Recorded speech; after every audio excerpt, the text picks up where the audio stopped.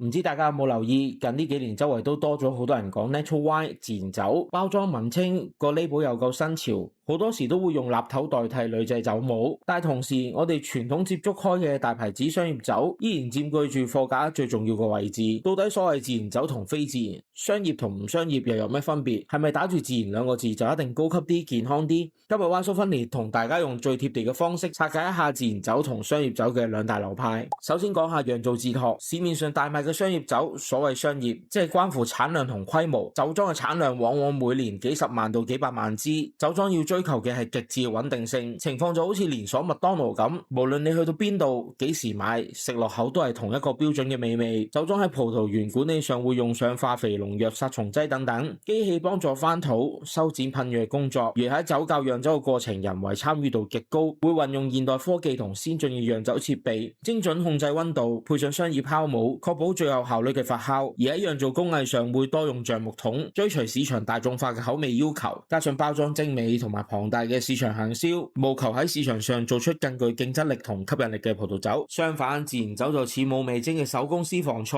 葡萄酒好着重天地人三個元素，天地即係代表天氣同埋風土，商業酒喺人方面嘅元素干預較多，自然酒喺人為方面干預係極低。酒莊一般產量規模少，用上有機嘅耕作或者生物動力法去管理葡萄園，唔用化學肥料，唔用農藥，唔用機器，全靠人手或者馬。葡萄園睇起上嚟似一個不修邊幅嘅大叔，葡萄樹同雜草共生，人手採收。大部分嘅自然酒莊主都集中喺葡萄園嘅日常管理上面。葡萄採收之後送到釀酒酒窖，更加係冇咩嘢做，因為佢哋嘅理念就係人干預越少越好。用上最原始嘅釀酒器材，靠葡萄皮表面嘅野生酵母自己發酵，就好似私房菜嘅師傅今日買到咩新鮮配料，就如果連天氣係點，炒出嚟就係咩味道。佢追求嘅唔係完美，而係純粹天然，原汁原味。倒出嚟嘅混濁程度可能嚇你一跳，以為支酒係壞咗。自然酒釀酒師更加鼓勵使用橡木桶，就算用嘅都係舊橡木桶，務求橡木桶附加嘅味道唔會影響葡萄酒嘅原味。風味方面，因為兩者嘅釀造背景唔同，我哋喺品嘗上面嘅體驗都會有好大嘅分別。商業酒大部分都係濃郁、成熟、標準化，葡萄酒經過精細嘅過濾同澄清，清澈透明，果味通常係飽滿甜美，酸度通常都係經過人工調整，單寧同埋酒體都會更為厚實，符合大眾對葡萄酒嘅經典預期。而且幾乎係冇乜雜味，即係我哋成日講嘅古怪味道，主要展現乾淨嘅果香、花香，橡木桶帶嚟嘅雲呢拿或者朱古力味。但係飲自然酒每一次都好似開盲盒咁，因為佢零過濾，唔做澄清，支酒望落去會微濁、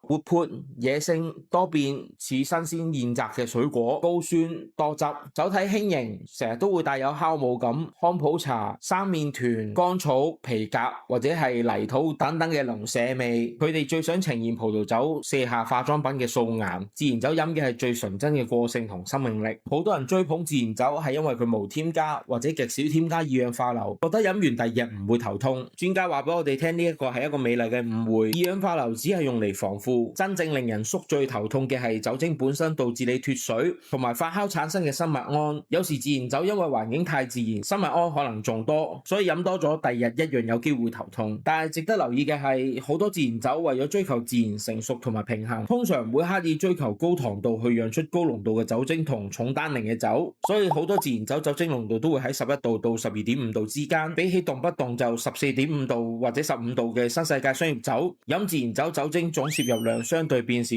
宿醉嘅頭痛亦都相對少咗。總括而言，商業酒同自然酒冇高低之分，你想輕輕鬆鬆同朋友飲下，追求穩定同高性價比，現代科技結晶嘅商業酒絕對係安全同信心嘅保證。但如果你富有冒險精神，想探險，想刺激一下味蕾，自然酒會帶你打開新世界嘅大門。你又偏好邊一種呢？平時中意食開老麥定係私房菜？喺下面留言話俾我哋聽。我哋係 Wine So Funny，我哋下期再見，拜拜。另外我仲有個關於葡萄酒嘅着數要話你知，如果想買到全港最平世界名莊或者靚酒，可以加入我哋嘅私人群組，定期會收到最低嘅葡萄酒優惠。我哋嘅群組已經突破咗3000人啦，掃一掃個 QR code，快啲加入成為我哋一份子。